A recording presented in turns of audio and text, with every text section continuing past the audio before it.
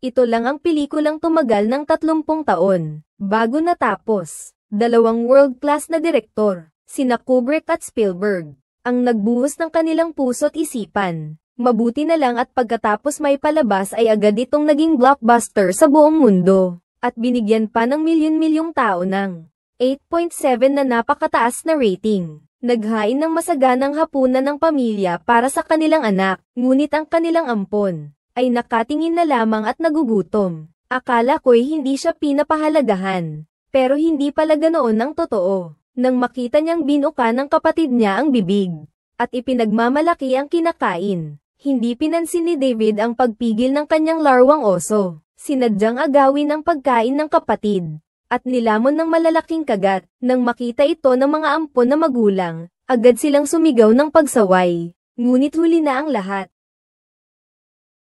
Binuksan nila ang tiyan ni David, at may nakuha silang isang microchip na may bahid ng pagkain. Isang robot pala siya. Habang nililinis ng technician ang microchip, habang pinagbabawalan ng batang robot na huwag nang kumain pa. Pero hindi naman pinansin ni David ang kalagayan ng kanyang katawan. Sa halip ay kalmado niyang inaliw ang kanyang ina na nag-aalala. Okay lang po, Mama, hindi naman masakit. Pero hindi niya alam na siya ay isang pamalit lamang sa pamilya, ang tunay na anak ng mag-asawa. May nakamamatay na sakit siya at malapit nang mamatay. Hindi kinaya ng asawa na lagi na lang malungkot ang kanyang asawa. Kaya naman, nagdesisyon siyang mag-isa na dalhin sa bahay si David, ang robot. Noong una, ayaw na ayaw ito ng asawa niya. Hindi lang dahil sa tingin niya ay katawa-tawa na palitan ang kanyang anak na totoong tao ng isang malamig na makina, kundi dahil kahit na ang itsura nito ay kaibig-ibig. Nakakatakot naman ang mga galaw nito dahil sa pagiging makina.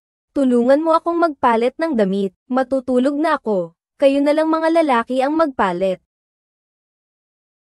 Ang mas nakakatakot pa, nang sumilip ang asawa sa kanya sa pamamagitan ng salamin, ay bigla siyang nakalingon, na para bang may kakaibang pang-anim na sentido. Pero ang anak niyang si Martin, ay hatol na nga naman ng kamatayan. Dagdag pa, mukhang walang pinagkaiba si David sa isang batang tao. Nagsimulang mag-alinlangan ng asawa. Sabi ng asawa, kapag tinanggap na namin si David, ang pagmamahal niya sa kanya ay mag-iiwan ng walang hanggang marka sa puso niya. Kaya hindi na maibibenta ulit ang batang robot. Kung magdesisyon ang mga mag-aampon na ayaw na sa bata, babalik lang siya sa kumpanya at sisirain. Kahit na hindi pa sigurado ang asawa sa loob-loob niya, pumirma pa rin siya sa kasunduan sa pag-aampon. Pagkatapos, lagi nang nakakapit si David sa nanay niya. Nang una ay hindi sanay ang nanay. Hindi lang dahil lagi siyang bigla-bigla na lang sumusulpot, pati ang medyo pilit niyang ngiti, at ang matagal niyang pagtitig sa kanya, ay nagpaparamdam sa kanya ng matinding diskumpor. Pilit itong iniiwasan ng nanay. Minsan nga ay nilolak pa niya si David sa aparador. Pero di nagtatagal ay nagsisisi rin siya. Binubuksan niya ang pinto at pinalalabas si David. Kaya naisip ni David na ito ay isang si nanay ang naglalaro ng tago-taguan sa kanya. Kaya nangyari ang nakakahiyang pangyayari. Nahanap na kita. Lumabas ka na, bilis. Isara mo ang pinto. Ang mga kilos ni David ay ikinagulat ng nanay niya. Akala niya'y hindi na niya tinanggap na ako sa pamilyang ito. Pero isang simpleng pangyayari lang ang nagpabago ng pakikitungo sa akin ni Mama. Habang kumakain kami, nakita ni David ang pasta na nakasabit sa labi ni Mama. At bigla na lang siyang tumawa ng malakas.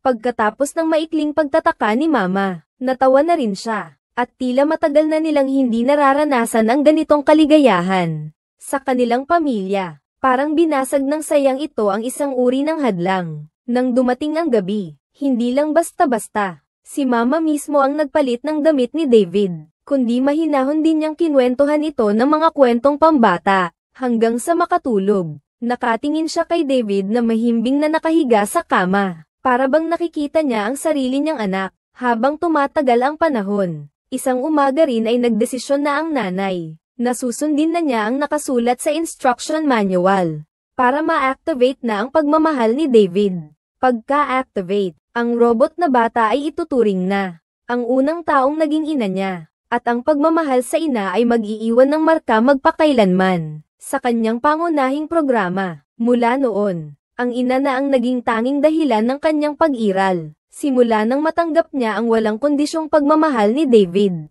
unti-unting napunan ang pagkukulang sa puso ng ina, at napawi ang kanyang kalungkutan. Muli na namang nagliwanag ang kanyang mundo, at masayang nakakasama na niya ang kanyang asawa sa mga sosyal na pagtitipon. Para bang nahanap na niya ulit ang dating siya, ngunit hindi niya alam na sa panahong iyon si David ay bagamat may mukha ng isang 8 taong gulang na bata, ay nasa yugto pa rin ng pagiging sanggol ang kanyang pag-iisip, hindi pa ganap na nabubuo ang kanyang sistema ng emosyon. Kaya madalas siyang nadadapa sa di maipaliwanag na takot at pagkabalisa. Kaya minsan ay hindi niya mapigil ang tanungin ng kanyang ina, "Mamamatay ka ba?" Sa bahagyang nanginginig na tinig ng bata, nakatago ang kalungkutan at takot na hindi niya mismo maintindihan. Sa sandaling ito, hindi na siya perpektong robot, kundi isang batang natatakot mawalan ng ina. "Mahal kita, Mama.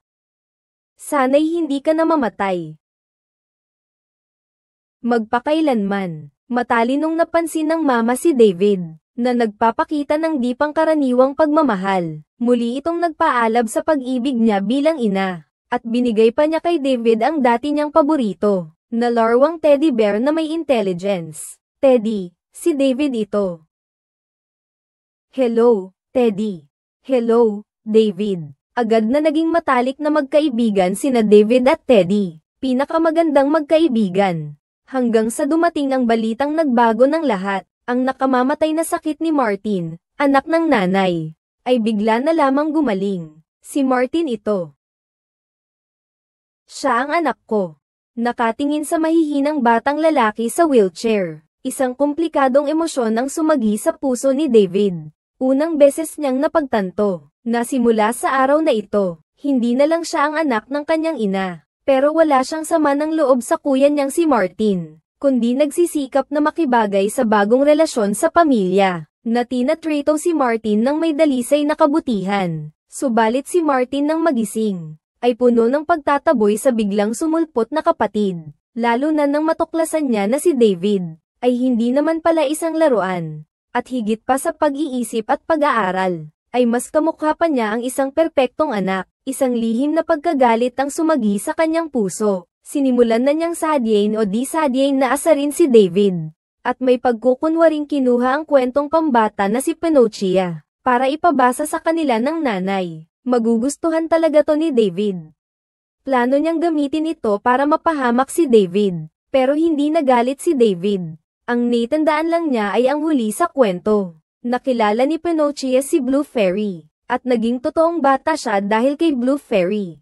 At nakabalik na siya sa piling ng kanyang pamilya. Napahanga nito si David, pero lumala ang pang-aasar ni Martin. Paulit-ulit niyang ginagawa ito kay David. Kinukulit niya ang kaibigan niyang si Teddy. Ang kawawang teddy bear ay umiiyak na lamang tuwing gabi. Tumahi siya ng sarili niyang sugat. Ang mas malala pa, sinadya niyang labis-labis na kumain sa harapan ni David. Ipinapakita ang robot, isang pribilehiyo ng tao na hindi kayang gawin ng robot magpakailanman. At ngayong beses na ito, si David ay talagang nainis. "Masisira ka." Nang matuklasan ng nanay niya, huli na ang lahat. "Huwag ka nang kumain, David, huwag na."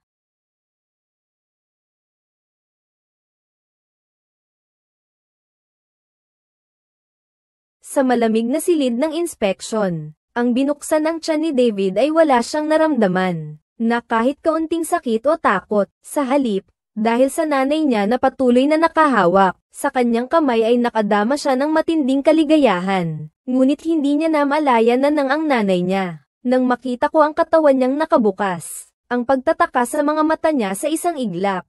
"Monica, huwag ka nang magsalita." Pagkatapos ayusin ni David, lalo pang lumala ang sama ng loob ni Martin. Pinaggupit niya si David ng buhok ng nanay niya ng hating gabi. Sabi niya, mas mamahalin siya ng nanay niya dahil doon. "Diretso na lang kaya natin siyang tanungin." "Hindi pwede, dapat lihim to." Sisilip sa kwarto ni Mama paggabi na. Tapos kukutonggan ang buhok niya.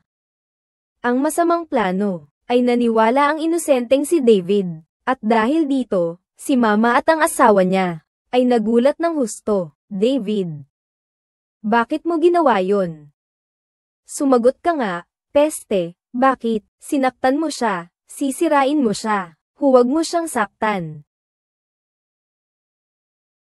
Gusto ko lang na mahalin ako ng higit ng mama ko. Pagkatapos, akala ng mama ay pag-aaway lang ng mga bata, hindi naman niya gaanong inisip, pero hindi ganoon ang tingin ng asawa niya. Sa palagay niya, dahil marunong siyang magmahal, makatuwirang ipagpalagay na, marunong din siyang maghinanakit, at saka, walang nakakaalam kung siya'y mapipilitan, at ano ang kanyang gagawin. Marahil ay ipapabalik sa kumpanya ng mga makina para sirain. Ito lang ang pinakamagandang solusyon. Naguguluhan ang nanay. Pero ang sumunod na nakakatakot na pangyayari, ay nagpatibay sa kanyang desisyon. Ang pagbabago ay naganap sa birthday party ni Martin. Isang grupo ng mga masamang bata ang gustong saksakin si David, para malaman kung masasaktan ba siya. Siya ay nagpanik, kusang loob na lumapit kay Martin para humingi ng tulong. Tulungan mo ako, bitawan mo ako, tulungan mo ako, Martin, bitawan mo ako,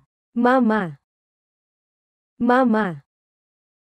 Nag-agawan ang dalawa, at aksidenteng nahulog sa pool sa likuran nila. Agad na tumalon ang mga matatanda para iligtas sila. Mahigpit pa ring nakahawak si David kay Martin. Ilang matatanda ang nagkaisa para maalis lang ang kamay niya at mailigtas si Martin. Pero parang wala silang pakialam kay David. Hinayaan na lang siyang mag-isa sa ilalim ng tubig. E di naman siya talaga mamamatay. Ang aksidenteng ito ang naging dahilan ng pagbagsak ni Mama. Ang panghuli niyang pagsubok. Sa wakas, nagpakatatag na siya. Dinala niya sina David at Teddy sa isang liblib na lugar. Para hindi na sila makauwi pa. Hindi. Mama, patawad. Hindi sana ako kumain, hindi sana kita ginupitan ng buhok, hindi rin sana kita sinaktan, pati si Martin. Bitawan mo. Umiiyak si David sa takot, paulit-ulit siyang humihingi ng tawad sa nanay niya. Pero matatag na umalis ang nanay niya. Nanay, naging isang batang lalaki na ako, parang isang pinaglaroang manika, makakauwi na ba ako? Pasensya na, hindi totoo ang mga kwentong pambata. At hindi ka rin totoo. Ang pag-iyak ni David na puno ng sakit ay nag-ugong sa kagubatan. Akala niya noon, kapag nabuhay siya na parang si Pinocchio, makukuha niya ulit ang pagmamahal ng ina. Nanghihingi siya ng tawad sa kanyang ina para bigyan siya ng pagkakataon. Ang tunay niyang anak, pero para makaiwas sa gulo, tinulak pa rin niya ng may pagkawalang awa si David, at pinigilan ang pagluha habang nagmamaneho ng mag-isa. Ang anino ng humahabol sa rearview mirror ay lalong lumalabo, ngunit ang kanyang kawalan ng pag-asa at kawalan ng tulong ay lalong lumilinaw. Pero hindi inakala ng sinuman. Ang pagtalikod na ito, sisimulan ni David ang isang paghanap sa kanyang ina na tumatagal ng 2,000 taon. Si David at si Teddy ay naglalakad sa kagubatan, nang walang direksyon. Gusto niyang mahanap ang Blue Fairy. Basta maging totoong tao na siya, maaari na siyang makabalik sa piling ng kanyang ina. Nang biglang, isang truck ng basura ang pumasok sa kagubatan, at nagbuhos ng mga tambak na sirang makina. Pagkaalis ng truck ng basura, isang grupo ng mga sirang robot na may kapansanan sa katawan, ay agad na nagsilapit. Sila'y naghanap sa mga piyesang ito, ng mga nawawalang bahagi ng kanilang katawan. Kahit na ang mga piyesang ito ay sira na at luma na, pero at least, naka-install pa rin at magagamit pa. Bigla, lahat ng mga robot ay takang-taka at nakatingin sa langit. Nakakita sila ng isang napakalaking sasakyang pangkalawakan na hugis buwan. Dahan-daang bumababa. Agad na nagsitakbuhan ng lahat ng robot dahil sa takot. Mga tao pala ito sa slaughterhouse ng mga robot. Sila ang huli sa mga robot na tumatakas. Para sa mga taong napupuot sa artificial intelligence. Pagpapakita ng proseso ng pagsira.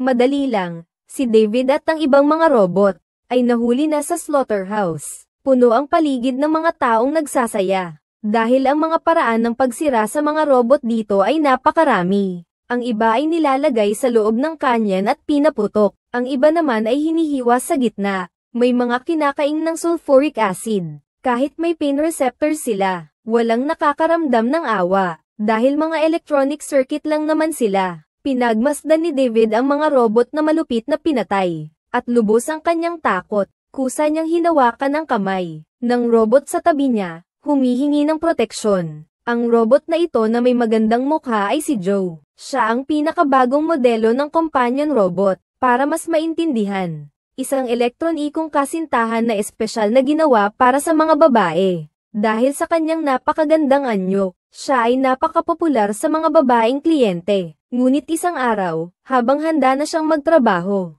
natuklasan niyang ang kanyang babaeng kliyente ay nakahandusay na sa isang dambuhalang duguan. Kasi, natuklasan ng asawa ng babae ang sikreto nitong pag-upa ng robot na kasintahan. Sa sobrang galit, pinatay niya ito. Ang mas masama pa, sinisipan ng lalaki kay Joe ang pagpatay. Para maiwasan ang sapilitang pagkasira, napilitang alisin ni Joe ang nangangamba siyang tumakas dala ang kanyang identity chip. Ngunit hindi sinasadya, napadpad siya sa isang iligal na pagawaan ng mga robot na parang isang katayan. Samantala, ang naiwang si Teddy ay hindi sumuko kay David. Palihim siyang pumasok sa katayan. Ngunit nadapa siya habang tumatakbo papunta sa kulungan ni David. Buti na lang at agad din siyang natagpuan ng isang mabait na batang babae. Ano ang pangalan mo?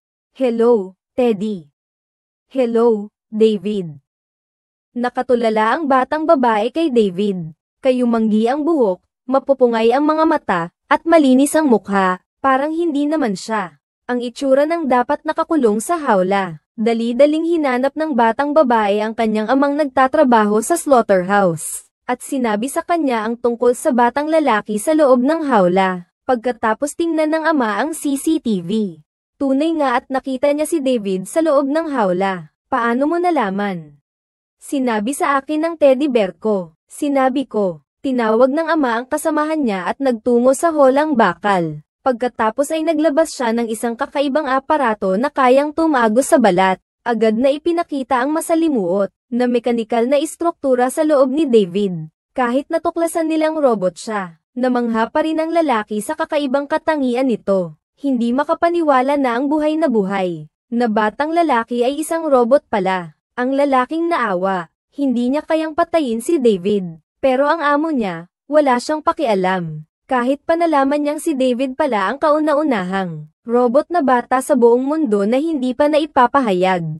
Alam na niya na magkakaroon siya ngayong gabi ng isang natatanging palabas. Si David kasi, para siyang tunay na batang tao. Ipinakilala ng tagapangasiwa ng slaughterhouse bilang pangunahing atraksyon. At si David, dahil sa takot, ay mahigpit na nakahawak kay Joe at ayaw bumitaw. Sa huli, pareho silang dinala sa lugar ng pagpatay. Pero si David ay kamukhang kamukha ng isang batang tao. Agad na nagbago ang tingin ng mga taong nanunood. Nang mga oras na iyon, isang malaking timba ng malakas na sulfuric acid ang inilagay sa ibabaw ng ulo ni David. Isang patak ng sulfuric acid ang tumulo sa balikat ni David. Umalingasaw ang nakakasulasok na usok. Si David ay lubhang natatakot. Huwag mo akong sunugin. Huwag mo akong sunugin. Hindi ako manika. Huwag mo akong patayin. Ako si David. Ako si David.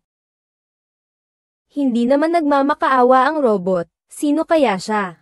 Ang pagmamakaawa ni David na halos mapunit na ang kaluluwa. At ang kanyang kamukhang kamukha niyang mukha ay nagpatulala sa mga taong nanunood. Ang kaninang karahasan ay napalitan ng pagkagulat. Bigla na lang may nagsimula sa mga manunood na manguna sa pag-atake sa malamig ang puso nitong amo. At ang kilos na ito ay agad na nag-alab. Sa galit ng lahat ng nasa paligid, ang mga taong nagwawala ay gusto lang maghiganti. Sino man ang pagtuunan ng pansin. Sa gitna ng karamihan, ang buong slaughterhouse ay nagkagulo. At sina Joe, David, at Teddy ay agad na tumakas. Sa impyernong ito na puno ng dugo, nalaman ni Joe na si David ay maghahanap ng manika, ng Blue Fairy sa kwentong The Adventures of, para magpasalamat sa bagong kaibigan. Dahil sa pagliligtas ng buhay na nagkataon lamang, nagpasya siyang sumama sa kanya at magtulungan, upang hanapin ang isang tinaguriang dalubhasa sa lahat ng bagay na sinasabing nakakaalam ng lahat ng nangyayari sa mundo. Punong-puno ng pag-asa ang sabi ni Kiao, na kapag nahanap na nila ang doktor na ito, ay tiyak na malalaman na nila kung nasaan ang Blue Fairy. Naglakad sila patungo sa direksyon ng buwan, at sadyang sumakay sila sa isang masasakyan. Papunta kami sa syudad na hindi natutulog kung saan naroon ang doktor. Isang modernong lungsod na puno ng karangyan at kasiyahan. Puno ng mga tukso sa lahat ng dako, sa gitna ng kagandahang asal na kumikinang sa niyan. Nakatago ang maliit na opisina ni Dr. Manghuhula. Ang doktor na ito ay isang coin-operated na question-answering robot pala. Karaniwan lang siyang sumasagot ng mga pangkaraniwang tanong. Ngunit nang biglang sumagi sa kanilang isipan. Pagsasama-sama ng database ng karaniwang kaalaman at mga kwentong pambata, nang magtanong tungkol sa mga clue patungkol kay Blue Fairy. Bigla na lang nagkaroon ng abnormal na estado ang doktor. Pagkatapos maitim ang screen, unti-unting lumitaw ang isang teksto na parang hula. Nagsasabi ito na mayroong isang kapangyarihan, na kayang gawing maliit na bata ang isang robot, sa dulo ng mundo, sa lugar kung saan umiiyak ang leon. Manhattan. Pagkarinig niya nito, si David ay agad-agad nang gustong umalis. Ngunit pinigilan siya ni Joe. Sabi nito, ang Blue Fairy ay baka wala naman talaga. O kaya naman ay isang uri lamang ng panloloko sa artificial intelligence. Isang computer virus sa isipan. Dahil kinasusuklaman sila ng mga tao. Agad na umalma si David kay Joe dahil sa galit. Sabi niya, hindi naman siya kinasusuklaman ng nanay niya. Iisa lang siya. Pag naging tao na lang daw siya, mamahalin na siya ng nanay niya tulad ng pagmamahal nito kay Martin. Pero kalmadong sinabi ni Joe ang mapait na katotohanan. Hindi ka mahal ng nanay mong tao. Ang mahal niya ay ang mga bagay na ginagawa mo para sa kanya. Para sa akin, gaya ng ginagawa ko sa mga bisita ko. Hindi nila mamahalin ng isang robot na walang laman na katawan. Gusto ni Joe na manatili si David kasama niya. Pero nagpaalam lang si David kay Joe. At umalis na mag-isa, habang si Joe naman ay palibhas ay hinahabol na ng mga pulis pagkalabas niya ng gate. Nakita ni David ang isang helicopter na walang bantay. Tapos, habang walang nakakapansin, palihim siyang umakyat. Pero dahil walang karanasan sa paglipad at hindi niya alam kung paano ito pakikitunguhan, nawala sa kontrol ang helicopter. Sa makipot na kalye, nagwala ito, at aksidenteng nabaligtad ang sasakyan na pinagkulungan kay Joe. Mumuli siyang iniligtas ni David si Joe. Ngumiti si Joe kay David sa bintana, kahit na hindi siya nagtitiwala sa mga tao. Pero handa siyang tulungan si David na matupad ang imposibleng hiling. At sa huli, si Joe mismo ang nagpilot ng helicopter. At isinagaw si David patungo sa nalubog na Manhattan. Ang syudad na ito, isang tahimik at walang buhay na guho. Mga sirang pader at gusali na tahimik na nagkukwento ng dating kaluwalhatian ng sibilisasyong pantao. At sa gitna ng lungsod, nakita na nila ang estatwa ng leon na umiiyak, at sa gusaling nasa itaas ay natagpuan ang isang nakatagong opisina. Pero wala roon ang Blue Fairy, isang batang lalaki lang na nakaputing damit na kamukha ni David. Ikaw ba ako?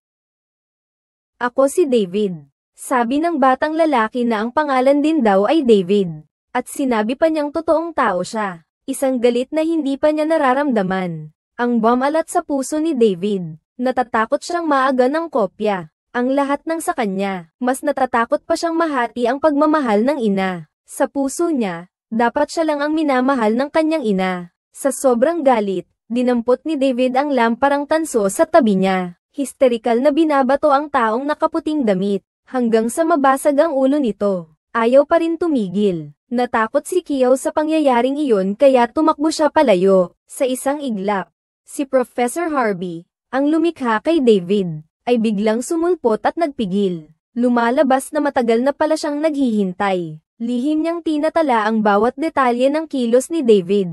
Pati ang patnubay ni Dr. Know-It-All, ay maingat niyang binalak na patibong. Para lamang mapatunayan kung ang mekanikal na buhay na ito ay tunay ngang may taglay na pagnanasa na tulad ng sa tao. Hinangaan ng propesor ang perpektong resulta ng eksperimento kay David.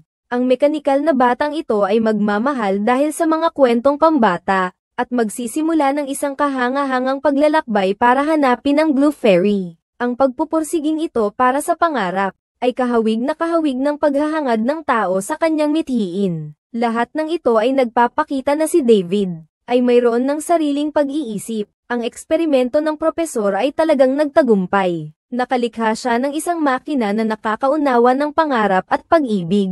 Akala ko ako lang ang kakaiba. Ang anak ko pala ang kakaiba. Napagtanto na ang malupit na katotohanan. Si David pala ay isang anino lamang ng kanyang anak. Ang propesor na nawalan ng kanyang anak, ay patuloy na gumagawa ng mga robot na kamukha ng kanyang anak, ngunit hindi niya naisip kung gaano ito kasama. Si David na tulala ay naglalakad-lakad mag-isa sa laboratorio, at hindi inaasahang nakakita ng napakarami pang mga robot na kamukha niya. Ganap siyang gumuho sa sandaling ito. Ang tinatawag na damdamin at alaala pala, ay mga standard na programa lamang sa isang assembly line. Pati na ang walang hanggang pagmamahal sa ina, ay mga code na mass-produced. Dito, libu-libong mekanikal na bata, ay walang kondisyong mamahalin ang kanilang mga magulang. At hindi na iyon magbabago. Ang pag-ibig na inaakala niyang kayamanan mula sa kanyang ina, ay isang murang default setting lamang pala. Hindi na mahanap ni David ang dahilan ng kanyang pag-iral, kaya't pinili niyang lumubog sa madilim na karagatan. Sa pagkakataong ito, hindi na siya natatakot mamatay. Ang kamatayan para sa kanya ay kaligtasan na. Nasaksihan ni Joe ang lahat ng ito. Kahit na pareho silang mga nilalang na gawa ng makina, hindi pa rin siya makatangjing tumulong. Dahan-daang lumubog sa malalim na dagat ang metal na katawan ni David. Pinalibutan siya ng mga paaralan ng isda, at saka, isang pangyayaring parang sa engkanto ang sumunod. Parang mayroong puwersang umakay sa mga paaralan ng isda, na nag-angat kay David patungo sa isang mahiwagang lugar. Isang napabayaang Disneyland pala ito. Biglang napukaw ang atensyon ni David sa isang lugar. Muli na namang nagliwanag ang nawawalang pag-asa. Ngunit bago pa siya makalapit, hinailan na siya ni Joe pabalik sa pampang. Nakita ko siya, Joe. Nakita ko siya. Masayang sabi ni David kay Joe. Nakita niya ang Blue Fairy. Subalit hindi pa man natatapos ang sasabihin niya. Muli na namang dumating ang mga pulis na huhuli kay Joe. Pag naging isang maliit na bata ka na, sabihin mo sa mga babae na umiral ako. Palm, Joe. Palm, David. Sa huling sandali bago siya dalhin, tinulungan ni Joe si David na simulan ang paglubog. Umiral ako. Pagkatapos, sina David at Teddy ay bumalik ulit sa ilalim ng dagat. Sa wakas, natagpuan na niya ang matagal na niyang hinahanap na Blue Fairy. Napakaganda at napakabait ng itsura nito. Natulala si David, hanggang sa gumuho ang lumang Ferris wheel, at bumagsak sa helicopter. Hindi niya inalis ang tingin niya. Mula sa kanyang puso, puno ng pag-asa na nakatingin siya sa Blue Fairy. Paulit-ulit na nananalangin sa bibig. Parang awa mo na. Parang awa mo na. Gawin mo akong isang batang lalaki na may buhay. Parang awa mo na gawin mo akong isang tunay na lalaki. Hanggang sa mamatay ang ilaw. Hanggang sa yumanig ang yelo. Nananalangin pa rin siya. Ganon lang. Ang pagpupunyagi tumagal ng 2,000 taon. Nang dumating ang bagong panahon, tinakpan ng bughaw na yelo ang buong planeta. Ang sibilisasyong pantao ay matagal ng alamat na lamang. Pinalitan ito ng mga higit na matatalinong nilalang na mekanikal. Natuklasan nila si David na nagyayelo sa kanilang pagsasaliksik, at tinulungan siyang mag-restart ng sistema. Si David, na nakatulog ng 2,000 taon, ay nagising na. Agad siyang humakbang patungo sa estatwa ng Blue Fairy. Matibay pa rin ang paniniwala niya na ang Blue Fairy ang makakatupad ng kanyang hiling. Doon niya muling makakasama ang kanyang ina. Ngunit kwentong pambata lamang iyon. Ang estatwa ng Blue Fairy ay nagkaroon na ng 2,000 taong pagkasira dahil sa yelo at nyebe, at lubhang mahina na. Habang buhay niyang hinanggad ang pangarap na iyon, at nabasag din sa kanyang harapan. Doon lamang napansin ni David ang nagyayelong karagatan sa kanyang tabi, at ang mga kakaibang nilalang na nakapalibot sa kanya. Isa sa mga advanced na robot ay ipinatong ang kamay sa noo ni David, at sinimulang basahin ang kanyang mga alaala. Isang napakahalagang dokumentong pangkasaysayan para sa kanila. Nang muling damilat si David, natagpuan niya ang kanyang sarili na bumalik sa tahanan na kanyang pinangarap sa loob ng 2,000 taon. Tuwang-tuwa, tumakbo si David papasok at tinawag ang kanyang ina. Ngunit katahimikan lamang ang sumagot sa kanya, pati na ang biglang paglitaw ng asul na diwata sa labas ng bintana. Isa lamang itong ilusyon na nilikha ng mga mekanikal na nilalang matapos suriin ang alaala ni David. Isang panaginip na kanilang inihanda para mapasaya siya. Umaasa silang maging masaya si David, dahil si David ay kakaiba sa kanila. Kahit may kakayahan silang buhayin muli ang mga nilalang gamit ang gin. Wala naman pala silang alaala ng ina ni David. Dito dumating si Teddy na tahimik na naglalakad. At may kinuhang regalo mula sa kanyang katawan na kanyang iniingatan sa loob ng 2,000 taon. Ito pala yung isang hibla ng buhok na gupit ni David noon. Lihim itong kinuha ni Teddy at itinago sa katawan niya. Hanggang ngayon, maaari mo na siyang maibalik, di ba? Sinang-ayunan ng mga advanced na robot ang kahilingan ni David. Pero hindi rin naman sila makapangyarihan sa lahat, kahit kaya nilang buhayin ulit ang katawan ng tao gamit ang gene. Nakaimbak naman ang alaala ng bawat isa sa time-space trajectory, at isang beses lang magagamit ang time-space trajectory. Pagkatapos mabuhay ng isang araw, mawawala na siya ng tuluyan. Pero para kay David, sapat na ang isang araw na pagmamahal ng kanyang ina. Sumunod si David sa tagubilin ng robot at pumunta sa silid. Tulog na tulog ang kanyang ina sa kama. Dahan-dahan siyang lumapit sa kanyang ina. Maingat na inalis ang buhok ng nanay niya. Tinignan ang mukha nitong laging nasa isip niya. Unti-unting nagising ang nanay mula sa pagtulog. Sa araw na ito, sa wakas, si David ay may kumpletong nanay na para sa kanya. Isang pagmamahal na walang halong iba. Maingat na nagtimpla si David ng paborito nitong kape. Nagsaya sa pagligo na inihanda ng nanay para sa kanya. Naglaro silang lahat ng taguan kasama si Teddy. Gumawa pa nga ang nanay ng cake para sa kanyang kaarawan. Pero mabilis lumipas ang isang araw. Unti-unting dumidilim ang kalangitan sa labas. Nakaramdam ng matinding antok ang nanay. At mapayapang pumikit ang kanyang mga mata. Mahimbing na natulog si David sa tabi ng nanay niya. May dalang ngiti ng kasiyahan habang natutulog. Iisangla niya ang walang hanggang pag-ibig at alaala. Sa pinagmulan ng kanyang mga pangarap, noong simula pa lang ng pelikula, nang imungkahi ng propesor na lumikha, ng mga batang robot na may damdamin. Mayroong nagtanong, kung ang isang robot ay magbibigay ng lahat ng pagmamahal nito sa isang tao, responsibilidad ba ng tao iyon? Ang sagot sa katanungang ito ay nananatiling palaisipan. At ang pelikulang ito, bagamat tila tinatalakay ang artificial intelligence, ay talagang isang refleksyon ng kalikasan ng tao. Tanungin natin, ano nga ba ang pinakamahalaga sa mundo? Ang sagot ay tiyak na pag-ibig. Lahat ng nilalang ay may kakaibang pagkakatulad. Ang paghahangad at pagbibigay ng pag-ibig. Hindi nga natin maisip, kung isang araw, magising ka, at biglang mawala ang salitang pag-ibig sa mundo. Ano na lang ang matitira? Kundi ang malamig na mga code at ang makina lamang na paghinga.